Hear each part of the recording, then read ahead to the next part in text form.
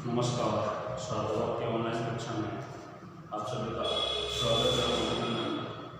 आज का अपना प्रकरण है प्रकाश। तो प्रकाश क्या होता है, प्रकाश की क्या क्या घटनाएं होती है, उसके बारे में अध्ययन करेंगे। तो आज का मुख्य बिंदु है प्रकाश।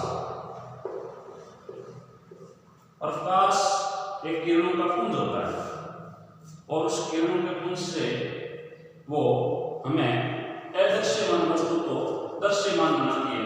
तो अर्थात प्रकाश को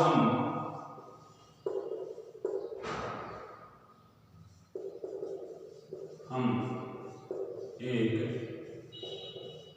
ऊर्जा का रूप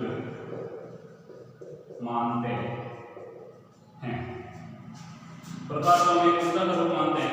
ऊर्जा कैसे है कि जब धूप निकलती है तो हम बाहर निकलते हैं तो सूर्य की उष्मा हमें शरीर को ठंडक से बचाती है। इस प्रकार ये एक प्रकार का ऊर्जा का रूप हो गया। जिस प्रकार कपड़े हैं तो वो सूर्य की किरणों से वायु के माध्यम से सूखते हैं, तो ये जो प्रकाश आ रहा है ये एक प्रकार का ऊर्जा का रूप मानते हैं। अगला बिंदु है प्रकाश का मुख्य स्रोत या प्राकृतिक स्रोत सूर्य। ये प्रकृति का दिया हुआ उपहार है। सूर्य है वो प्रकाश का या ऊर्जा का मुख्य स्रोत मानते हैं। इसके अलावा दूसरा जो प्रकार होता है प्रकाश का अन्य स्रोत या कृत्रिम स्रोत, जिन्हें हम मानव निर्मित भी कहते हैं, जैसे बल्ब, ट्यूबलाइट, एलईडी, मोमबत्ती इत्यादि। तो ये सभी प्रकाश के स्रोत है वो कृत्रिम स्रोत मानते हैं। अगला बिंदु आता है प्रकाश हमेशा सीधी या सरल रेखा में गमन करता है। अर्थात जो सूर्य है ये ऊर्जा का अक्षय भंडार है और यहाँ अपनी कोई वस्तु रखी है तो ये सूर्य का प्रकाश सीधा इस वस्तु के ऊपर गिरेगा और गिरने के बाद में ये इसको अन्य रास्ता नहीं अपनाएगा। इस वस्तु से टकराने के बाद में पुनः मुड़ जाएगा। तो ये लौट करके जो आने की घटना है, तो यहाँ जो बच्चा खड़ा है तो इसको ये परावर्तित प्रकाश पुनः वस्तु के रूप में दिखाई देगा। तो ये देखने की घटना होती है कि प्रकाश की किरण किसी वस्तु से टकराने के बाद में पुनः अपने आंखों में जब प्रतिबिंब बनता है तब हमें वस्तुएं दिखाई देती है। अगला बिंदु आता है प्रकाश हमें दृष्टि संवेदना प्रदान करता है। अर्थात कोई भी वस्तु है तो वो देखने का जो कार्य है वो प्रकाश के माध्यम में हो सकता है। तो जो हमारा नेत्र है ये नेत्र हमें देखने का कार्य करता है। अपने शरीर के प्रमुख ज्ञानेंद्रियों में से एक ज्ञानेंद्रिय जो देखने का कार्य करती है वो नेत्र है और वो नेत्र हमें प्रकाश के द्वारा ही दृष्टि संवेदन अनुभव कराता है। जिस प्रकार कान होते हैं तो कान सुनने का कार्य करते हैं, इसी प्रकार जो नेत्र है वो हमें देखने का कार्य करते हैं, इसी प्रकार नाक है तो हमें सूंघने का जो कार्य करते हैं। तो इसी प्रकार ज्ञानेंद्रियों में मुख्य ज्ञानेंद्रिय अपना नेत्र है जो हमें दृष्टि संवेदना प्रदान करता है। इसी प्रकार प्रकाश से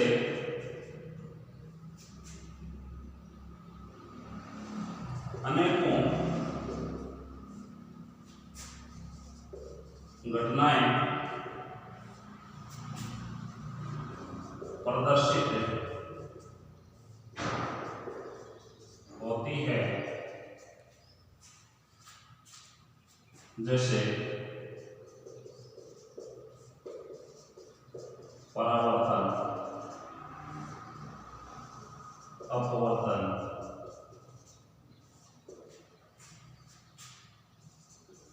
वर्ण विक्षेपण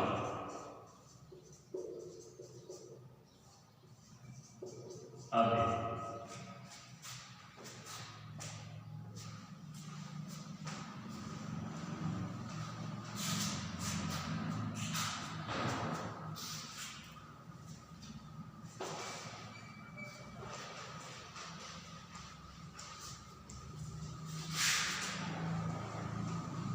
अगली घटना हमने प्रकाश के परावर्तन की है, तो परावर्तन के बारे में अपन जानकारी प्राप्त करेंगे। परावर्तन मुख्य रूप से सूर्य से आने वाली किरणों के द्वारा होता है, और ये किरणें जब किसी माध्यम से टकराती है तो पुनः उसी माध्यम में लौट आती है। इस घटना को हम प्रकाश का परावर्तन कहते हैं। परावर्तन के लिए मुख्य रूप से परावर्तक पृष्ठ जरूरी है, और परावर्तक पृष्ठ के लिए कोई चमकीली वस्तु या दर्पण उपयोग में ले सकते हैं। जिस प्रकार जैसे ये एक गोलीय दर्पण रखा है या समतल दर्पण रखा है, या चमकीली चमकदार प्लेट जिसके ऊपर ये पॉलिश की हुई है, और इससे जब सूर्य की किरणें गुजरते हैं तो वो जब सीधी रेखा में इसे परावर्तक पृष्ठ पर आपतित होती है, तो इस आने वाली किरण को हम आपतित किरण कहते हैं। और जिस बिंदु से ये आपतित होती है, टकराती है, उसे अपन आपतन बिंदु कहते हैं। और टकराने के बाद में पुनः ये उसी माध्यम में लौट जाती है, इसको अपन परावर्तित किरण कहते हैं। आपतित किरण और परावर्तित किरणों के मध्य जो लंब होता है, इसे हम अभिलंब द्वारा दर्शाते हैं। तो इस प्रकार परावर्तन की घटना होती है कि जब कोई सूर्य की प्रकाश की किरण किसी माध्यम से टकरा करके किसी परावर्तक पृष्ठ पर गिरती है, उसे आपतित किरण, और टकराने के बाद में या आपतित बिंदु के बाद में पुनः लौटने की घटना होती है, उसे परावर्तक किरण। और इन दोनों बिंदुओं के मध्य जब ये 90 डिग्री के कोण पर लंब डालती है, इसे हम अभिलंब कहते हैं। तो अगला बिंदु आता है प्रकाश का परावर्तन।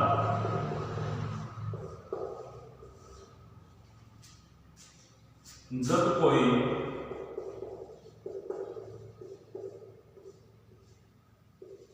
प्रकाश की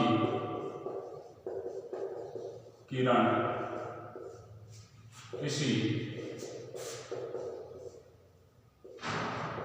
पृष्ठ से टकराकर, जब कोई प्रकाश की किरण किसी पृष्ठ से टकराकर उन्हें उसी माध्यम में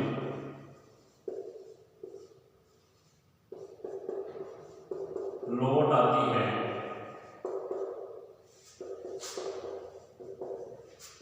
इस घटना को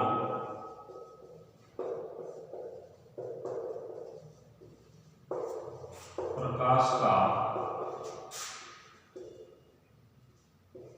परावर्तन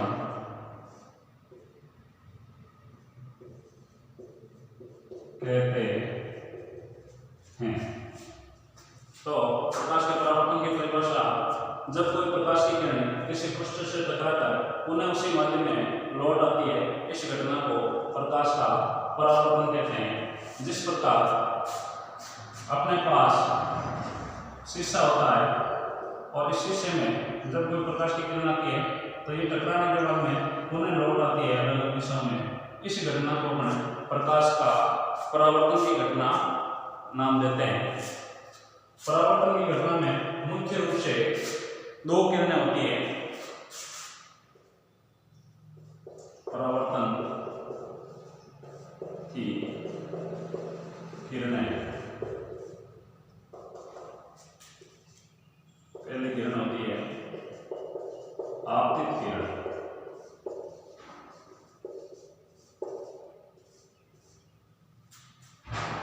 जब कोई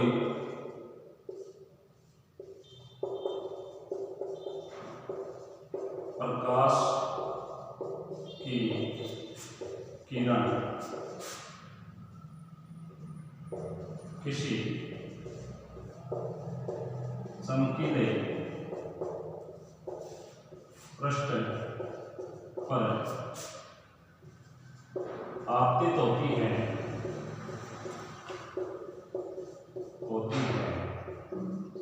उसे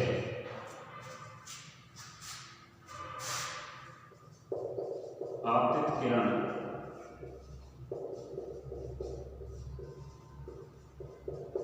कहते हैं। आपतित किरण सूर्य के प्रकाश से जो कोई किरण इस चमकीले सतह से आती हुई प्रतीत होती है, आपतित होती है, गिरती है, इस घटना को अपन आपतित किरण कहते हैं। आने वाली किरण आपतित किरण। इसी प्रकार आपतन बिंदु से टकराने के बाद में जब वो पुनः उसी दिशा में लौट जाती है, इस घटना का नाम है परावर्तित किरण। तो दूसरी किरण है परावर्तित किरण। जब कोई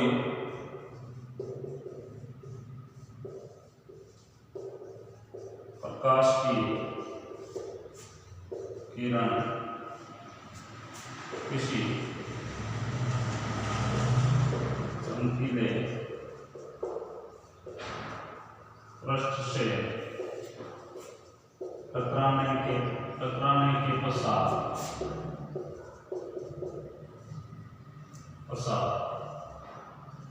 पुनः लौटने वाली किरण को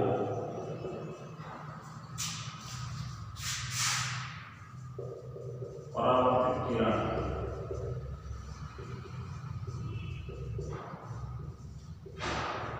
कहते हैं। और तीसरा मुख्य बिंदु होता है अभिलंब।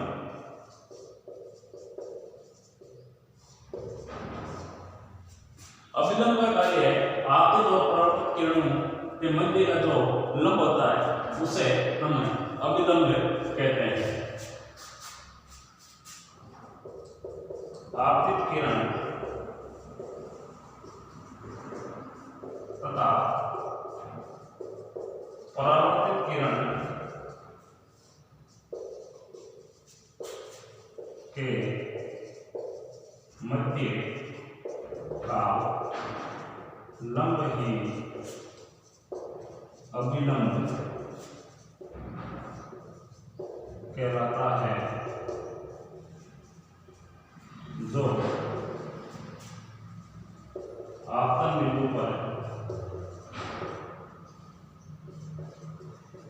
90 डिग्री होता है। इस प्रकार प्रकाश के परावर्तन की मुख्य दो किरणें और एक अभिलंब का कार्य होता है।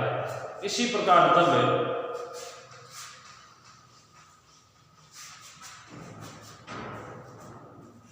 अपन इन किरणों को गुजारते हैं तो मुख्य रूप से इसमें दो कोण बनते हैं।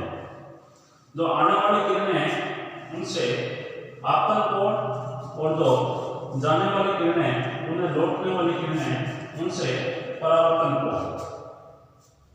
आपतन कोण को कोण I से दर्शाते हैं तथा परावर्तन कोण को कोण R से दर्शाते हैं।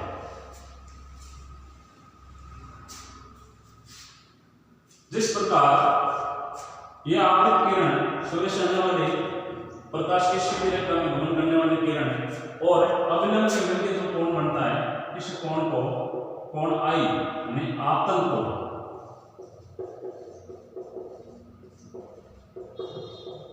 इसी प्रकार अभिलंब और परावर्तित किरणों के मध्य जो कोण बनता है उसको कोण R जिसे हम परावर्तन कोण कहते हैं। इस प्रकार मुख्य रूप से परावर्तन की घटना में दो कोण को गुण देते हैं।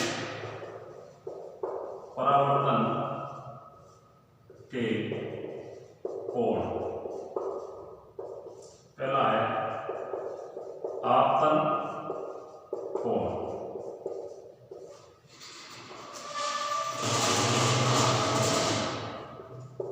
आपतित किरण तथा अभिलंब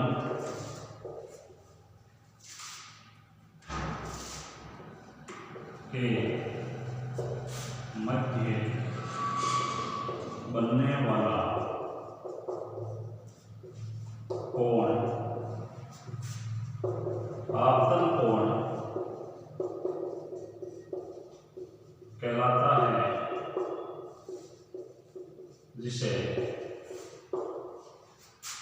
कोण I से दर्शाते हैं।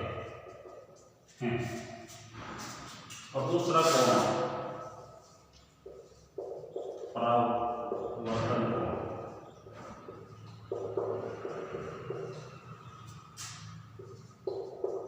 परावर्तित किरण तथा अभिलंब के मध्य बनने वाला कोण परावर्तन कोण कहलाता है, जिसे कोण R से दर्शाते हैं। इस प्रकार परावर्तन की घटना में आपतित किरण और अभिलंब के मध्य बनने वाला जो कोण होता है कोण I बराबर आपतन कोण। अभिलंब तथा परावर्तित किरण के मध्य जो कोण बनता है उन्हें हम परावर्तन कोण कहते हैं। इस प्रकार दोनों किरणें और कोणों के माध्यम से हम परावर्तन के नियमों के बारे में जानते हैं।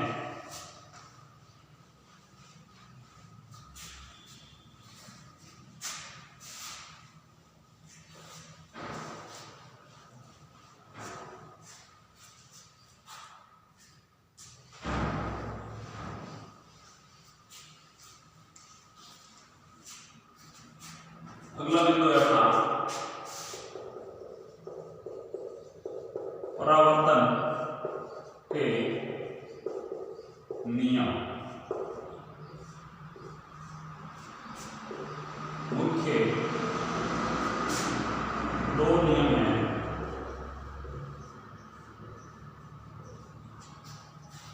पहला नियम तो होता है कोण I बराबर कोण R।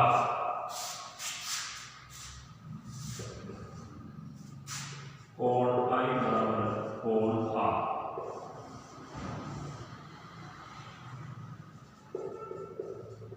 परावर्तन का प्रथम नियम अर्थात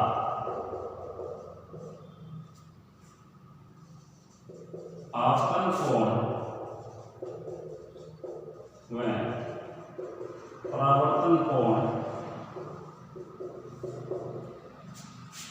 आपतन कोण में परावर्तन कोण का मान हमेशा बराबर होता है। कैसे कि जितना कोण ये है उतना ही कोण ये बन रहा है, क्योंकि जितनी आपतित किरण है उतनी ही परावर्तित किरण होगी। समतुल्य सतह से टकराने के बाद में उसी माध्यम से लौट रही है।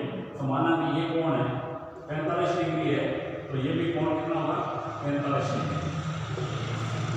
यदि ये कोण 60 डिग्री का बनाते हैं तो जाने वाला कोण भी 60 डिग्री। कोई भी कोण का मान लें, जितना आपतन कोण होगा उतना ही परावर्तन कोण होगा।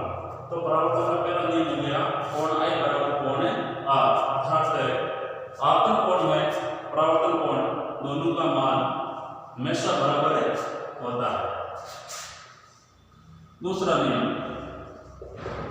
आपतित किरण परावर्तित किरण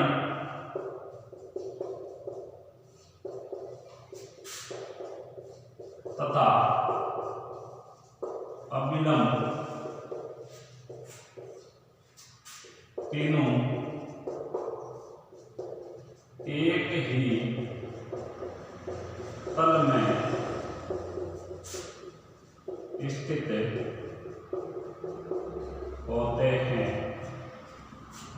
कोण I बराबर कोण R, यानी परावर्तन का प्रथम नियम ये कहता है कि आपतन जितना कोण होगा उतना ही परावर्तन कोण होगा। और दूसरा नियम है आपतित किरण यानी आने वाली किरण, परावर्तित किरण, जाने वाली किरण और इनके मध्य जो अभिलंब है वो हमेशा एक ही तल में स्थित रहते हैं। जहां से वो परावर्तित हो रहे हैं यानी आपतन बिंदु से टकरा रहे हैं तो ये तीनों एक ही तल के मध्य स्थित होते हैं। इस प्रकार परावर्तन के दो मुख्य नियम होते हैं, कोण I बराबर कोण R। परावर्तन का प्रथम नियम आपतित किरण, परावर्तित किरण तथा अभिलंब तीनों एक ही तल में स्थित होते हैं, यह परावर्तन का द्वितीय नियम। इस प्रकार परावर्तन की घटना में परावर्तन के प्रकार मुख्य दो प्रकार होते हैं।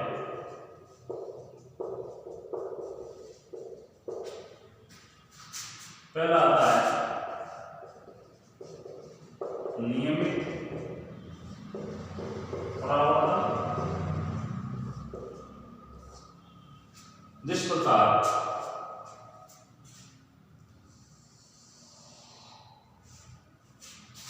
ये चमकदार सरल रेखा है, सीधी रेखा में जब कोई प्रकाश की किरण आती है तो वो जिस दिशा से आ रही है उसी दिशा में लौट जाती है।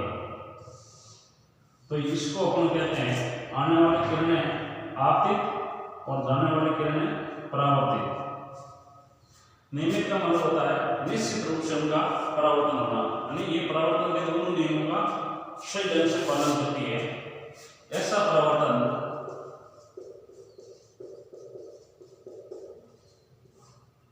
जो किसी समतल चिकने पृष्ठ से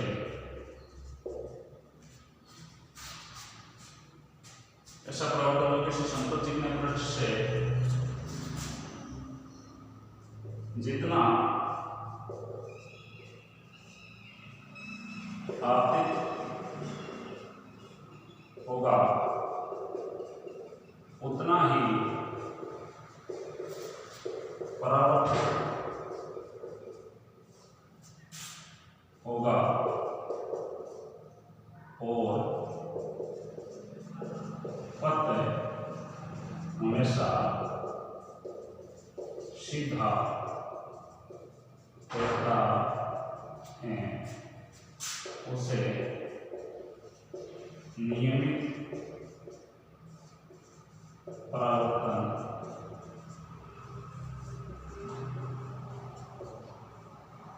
कहते हैं। दूसरा आता है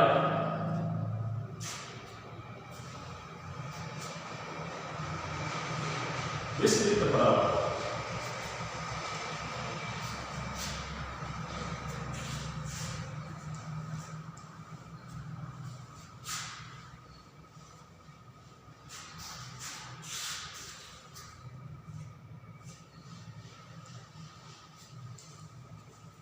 विस्तृत परावर्तन के लिए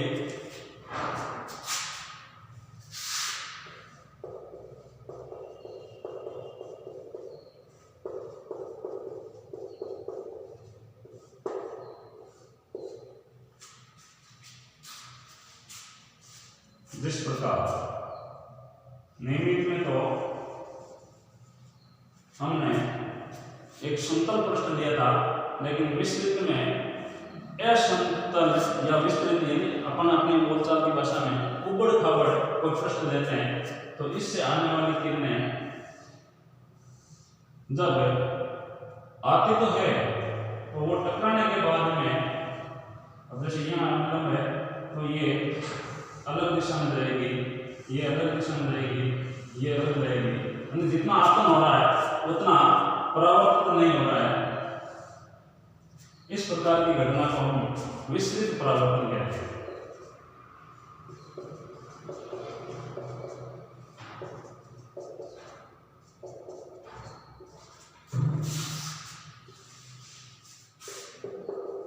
ऐसा परावर्तन जिसमें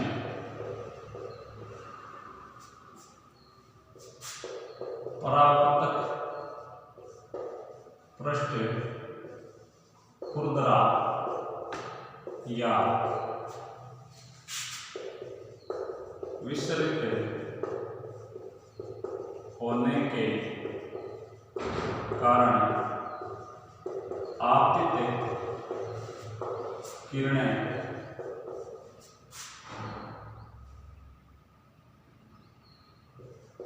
समतल पृष्ठ के लंबवत परावर्तित नहीं होती है, उन्हें विस्तृत परावर्तन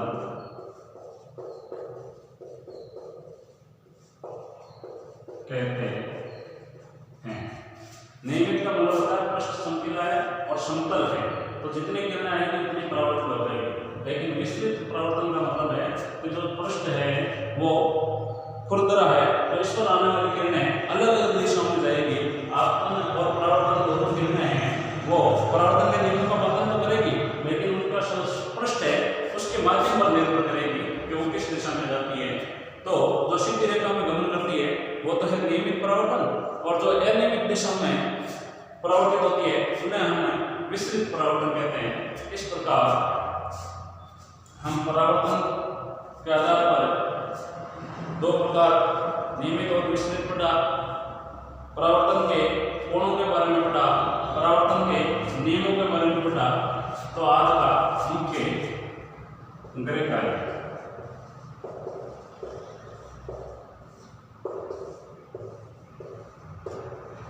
प्रकाश इससे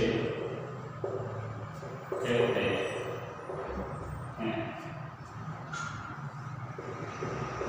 परावर्तन की परिभाषा लिखिए।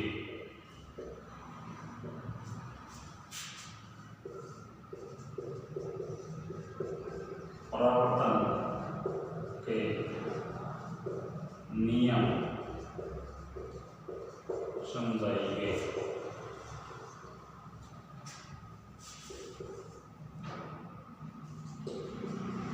परावर्तन के प्रकारों के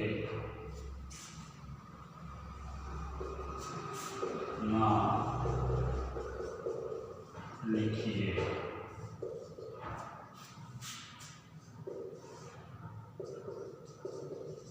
नियमित परावर्तन को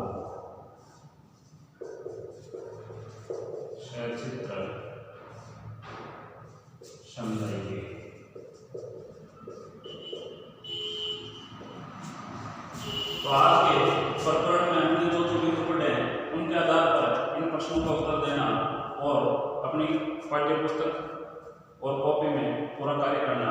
आज के लिए इतना ही। धन्यवाद।